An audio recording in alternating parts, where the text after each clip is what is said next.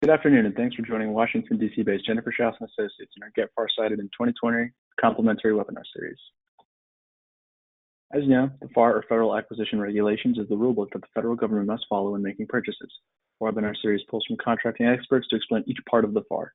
It's complimentary and recorded. We'll post all the recordings on our website and YouTube channel, where we have over 300 government contracting webinars available for download. A special thanks to our webinar partner in the series, the National Veteran Small Business Coalition Education Foundation. Please visit the website to learn more about the organization. We'd also like to thank our friends at Open the FAR for their sponsorship. If your organization is interested in sponsoring the series or one part, please contact hello@jenniferschaus.com. Now a little bit about us. We work with primarily large businesses to help them navigate the federal marketplace. We work with both product and service companies as well as software firms. Our clients span the globe and include publicly traded organizations in a variety of sectors. We provide market analysis reports, contract administration, contract vehicle assistance, and more. All of our services can also be built into a training course for your team. Learn more about us on our website. And now we would like to let you know about some ways to reach the government and government contractors through us. We offer advertising and sponsorship opportunities through our weekly newsletter and also in our webinar series. For pricing or to place an order, please email us at hello@jenniferschaus.com. Now let's move on to learn a bit about today's speaker, Matthew Moriarty. You can find his contact information on the screen here. And today we are covering FAR Part 28 with Matt. Thank you so much for joining us today. We're really thankful for your participation in the series. The floor is now yours. Please let me know when you're ready for your next slide. Thank you, everyone. It's wonderful to be here. Today we're going to talk about FAR Part 28, which is mostly about bonds, a little bit about insurance, a little bit about myself. I'm a partner at Co-Prince Law. We're a law firm that represents only small business federal government contractors. We provide bid protest services, small business protest services, and then your general transactional documents such as joint ventures, operating agreements, you guess it. Let's get started. Next slide, please. So I should point out, by the way, that I'm an attorney, which means that I don't actually do what you all do, which is deal with bonds likely on a daily basis. So, all I can really tell you in this presentation is what the FAR says about bonds, not how to go about getting bonding capacity and things of that sort. So having the caveats out of the way, so what is FAR Part 28 about?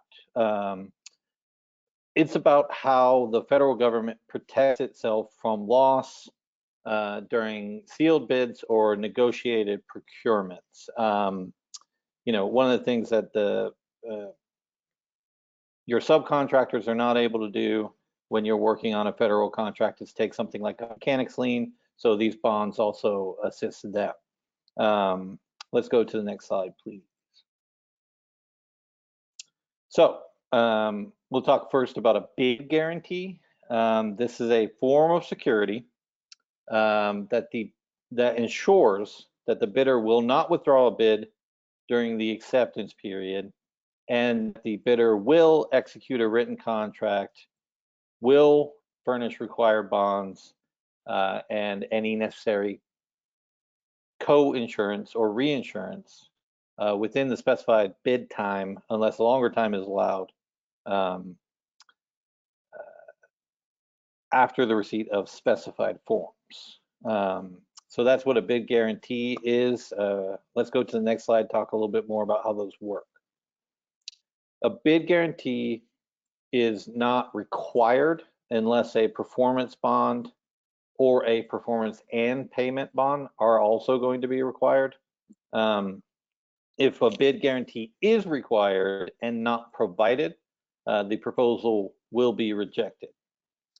This requirement can be waived, however, by the contracting officer if it goes through a certain process, or in a negotiated procurement, it can be brought up as part of discussions.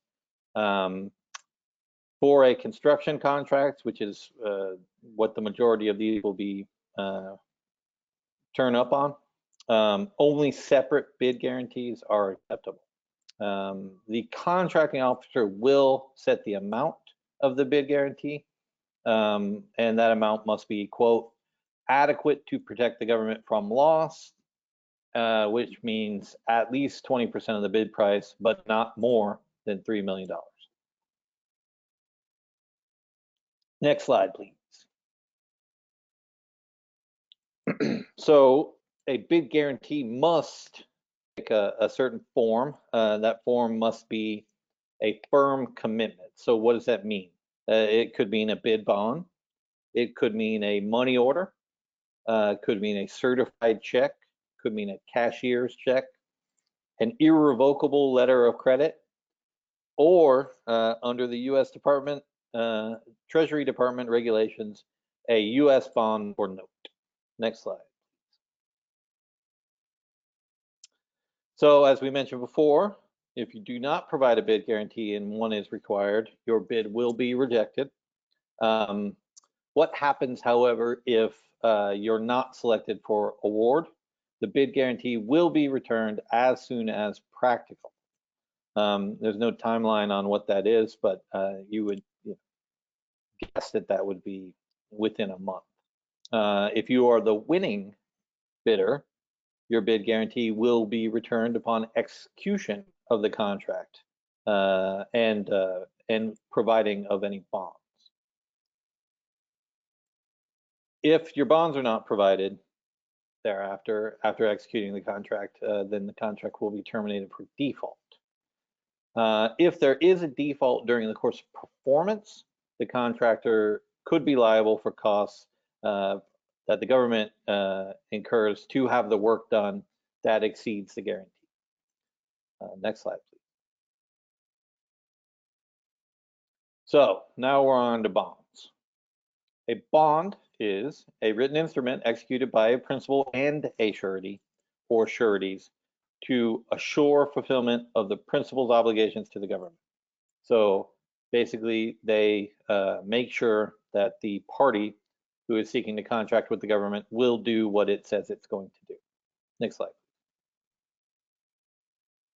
There are many types of bonds. The most frequently used ones are performance bond and payment bonds. But there is an advance payment bond. There is an annual bid bond. What that does is it secures bids during the entire fiscal year. That one is not to be used for construction work. There is an annual performance bond that, of course, secures performance during a fiscal year and also is not for construction work. There is a patent infringement bond that ensures that a patent will not be infringed. Payment bonds, like we talked about, that assures your payments for labor and material are backed up. And a performance bond, of course, secures performance under the contract. Next slide, please.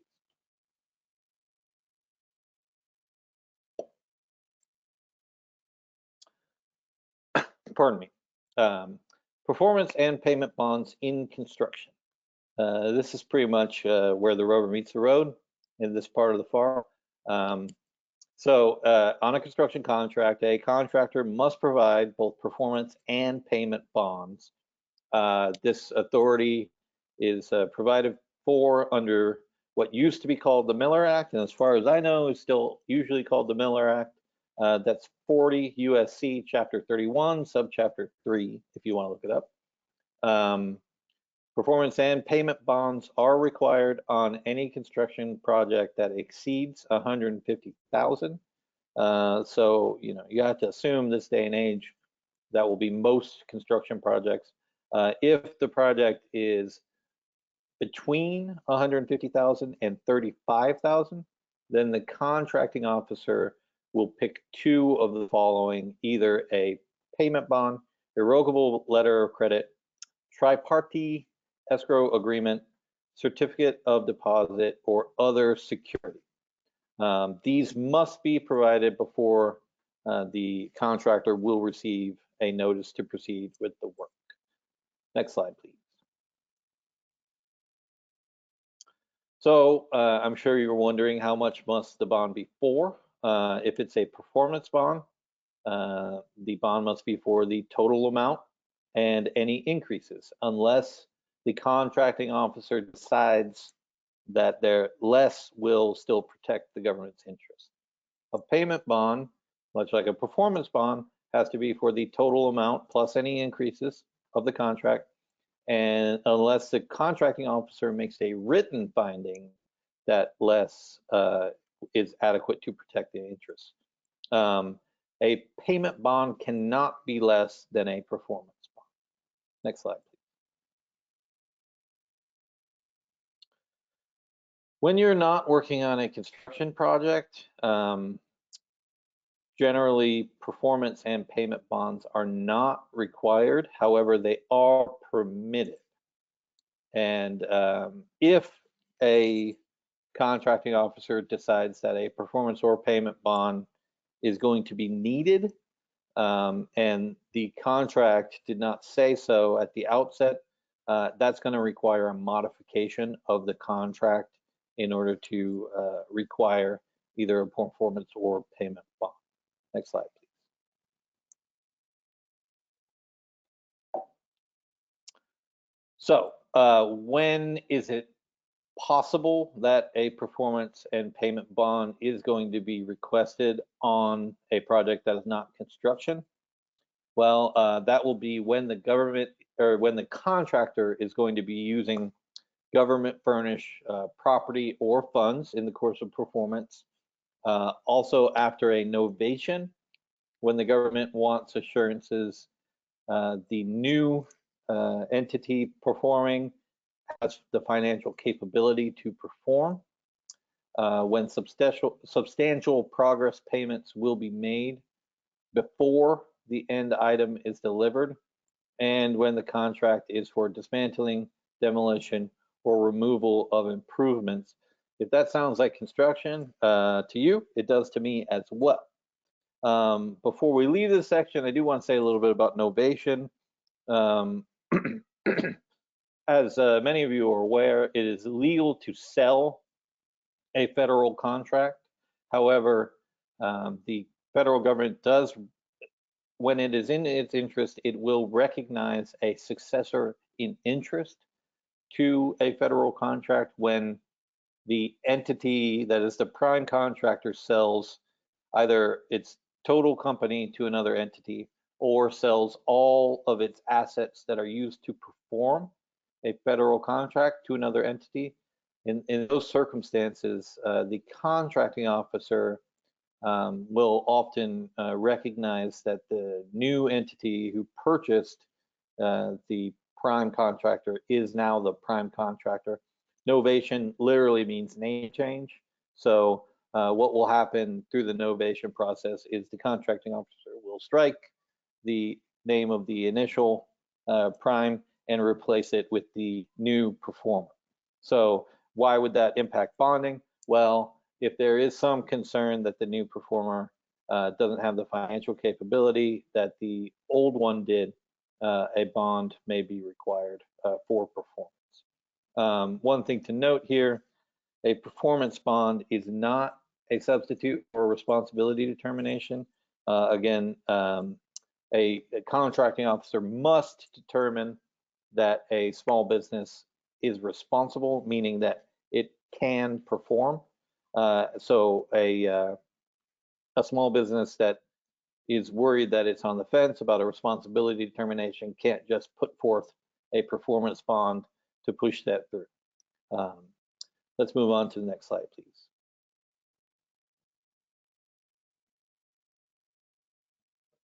So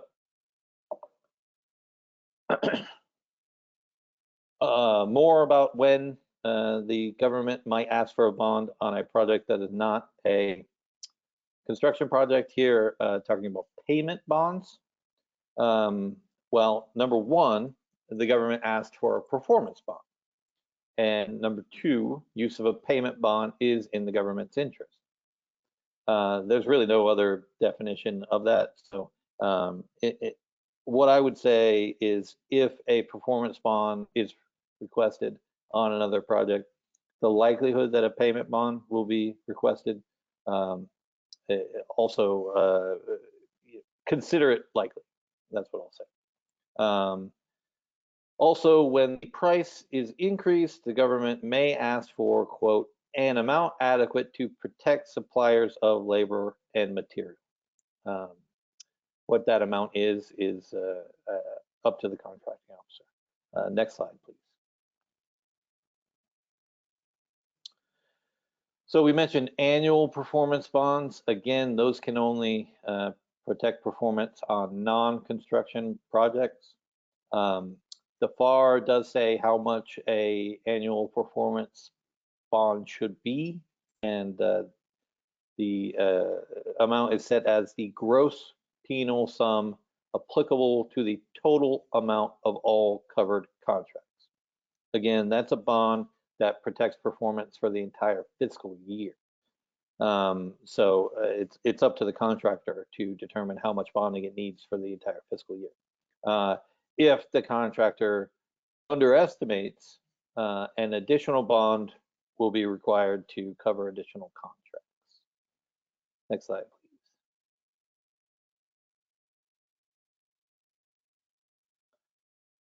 We mentioned that there are some other bonding types, advanced payment bonds, for example, patent infringement bonds. An advanced payment bond is only going to be when the contract itself provides for the government to make some advance payments, and there is no performance bond. So the advance payment bond is not going to come up a lot, but it's only there to protect the government when the government has to make payments before the end item is produced. A patent infringement bond is, of course, when the contract calls for patent indemnity and there is no performance bond, or the financial responsibility of the contractor is unknown or doubtful. Again, the contracting officer will set the amount of a patent infringement bond. Let's move to the next slide, please. A short word about sureties. Most of the sureties are going to be your corporate sureties, who you expect to be. In order to use a surety or rely on a surety for a performance payment, whatever bond with the federal government, the surety must be listed on the Department of Treasury Circular 570. You can Google that and find it.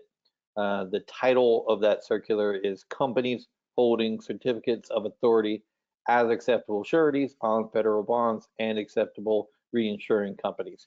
You know, this is an example where brevity is not the federal government's strong suit. But if I were going to summarize that, I would say these are companies that are allowed to provide bonding.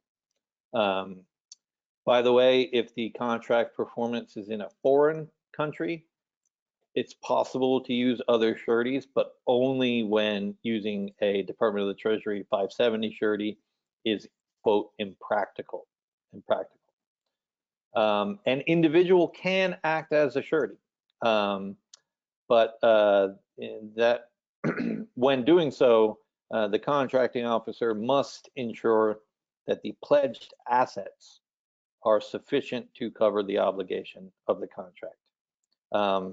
When an individual is acting as a surety, rejection is a finding of non-responsibility, which must be referred to the SBA. So just a quick word on that. As we mentioned earlier, a contracting officer must make a finding that any small business that is going to do work on a contract is a responsible small business, or to prime a contract is a responsible small business. When the contracting officer determines that that small business is not responsible, that doesn't necessarily mean that the small business immediately loses the contract. What happens then is the contracting officer refers the small business to the U.S. Small Business Administration for a certificate of competency. So then it's up to the Small Business Administration to determine whether the small business is actually competent or not. If the certificate of competency is issued, then the small business can move forward as prime on that contract. Next slide, please.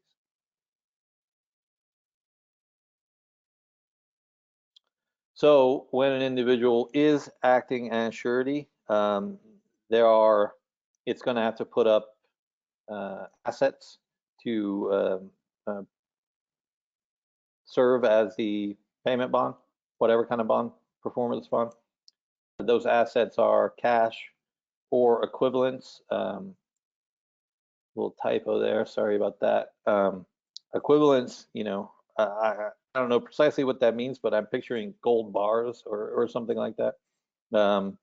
Government securities, stocks and bonds are acceptable, but only if they are traded on a national exchange. Real property and irrevocable letters of credit. Next slide.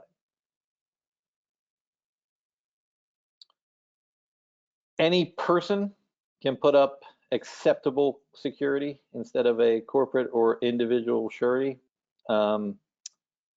So the contractor themselves can provide acceptable security. That means the business can provide the acceptable security. Acceptable security includes U.S. bonds or notes, a certified or cashier's check, bank draft, post office money order, or again, currency, or a revocable letter of credit. Let's move on. Next slide. Okay, believe it or not, we're all almost to the end of FAR Part 28. So far, we covered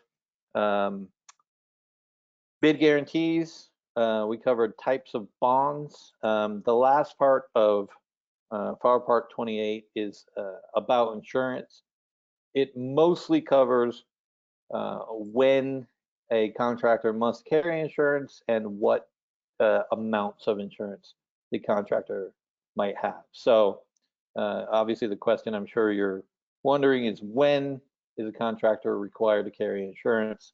When that contractor is subject to cost accounting standards 416, unless the government agrees to indemnify the contractor or the contract relieves the contractor of liability. A contractor is always also required to carry insurance to protect against certain perils, such as workers' compensation. Also, when insurance is necessary for the protection of the government. The FAR doesn't really elaborate on that, but it should be obvious in the course of performance when that's going to come up. Also, medical liability coverage.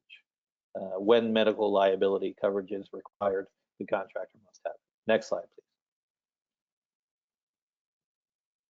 So there's a thing called the Defense Base Act, which provides workers' compensation and war hazard insurance for workers who are working in a war zone, essentially. The Defense Base Act requires workers to be protected against the risk of war hazards such as injury, death, capture, or detention when performing on a contract in a theater. So those contracts that are covered by this are public work contracts and Foreign Assistance Act contracts. This can be waived. If waived, the contractor assumes liability for war hazards, but can charge this as it's an allowable cost under the contract. Next slide, please.